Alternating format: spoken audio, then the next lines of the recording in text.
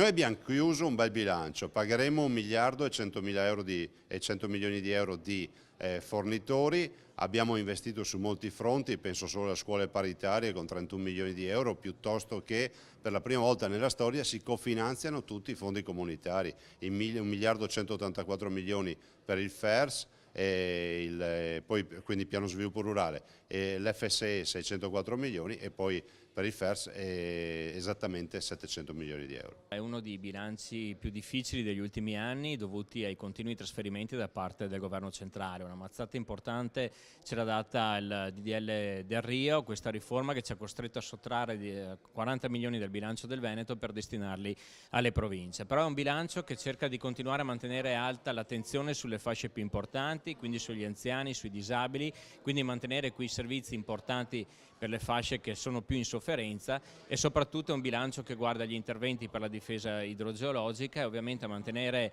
alti i livelli soprattutto della qualità del servizio sanitario regionale. Un giudizio positivo che vede la collaborazione di Forza Italia soprattutto su 3 temi. Il primo riguarda il fatto che non mettiamo le mani in tasca ai cittadini veneti con nuove tasse. Secondo, attiviamo con il confinanziamento di 43 milioni di euro regionali nei progetti europei ben 250 milioni che andranno al Veneto, e infine troviamo un impegno del Presidente e della Giunta su 3 temi importanti. Il primo è quello del referendum sull'autonomia, il secondo è per il completamento della SR10 a Padova e il terzo impegno riguarda il fatto di mettere nuove risorse nel fondo destinato alle scuole paritarie del Veneto. Un bilancio da minimo sindacale che non fa delle scelte di priorità, che non investe in particolare in 2 settori secondo noi strategici: la mobilità sostenibile a partire dalle ferrovie regionali e la cultura, anzi la soffoca la cultura, che è un volano per il turismo e per l'intera economia del Veneto.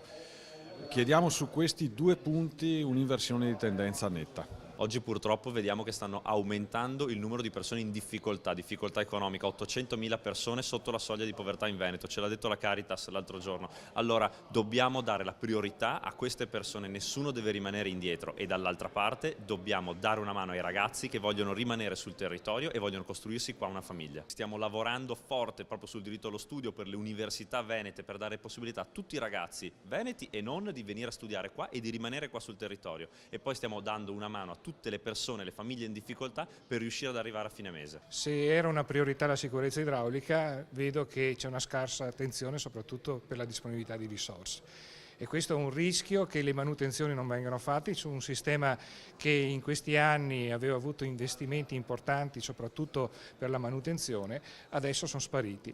Adesso c'è il rischio che effettivamente quel lavoro che è stato fatto venga meno. Non garantire la manutenzione, il ripristino degli argini, il taglio delle piante diventa un elemento di ulteriori criticità per quanto riguarda la sicurezza idraulica. È un bilancio che in certi settori è abbastanza magro, ci sono dei tagli forti soprattutto sulla cultura, sulle scuole paritarie, e la nostra posizione Veneto Civico è proprio quella di potenziare dal punto di vista economico, diciamo, di finanziare questi settori. Le scuole paritarie hanno avuto un taglio molto consistente e così pure il settore cultura. Abbiamo predisposto anche degli emendamenti in questo senso per cercare di modificare diciamo, la struttura del bilancio.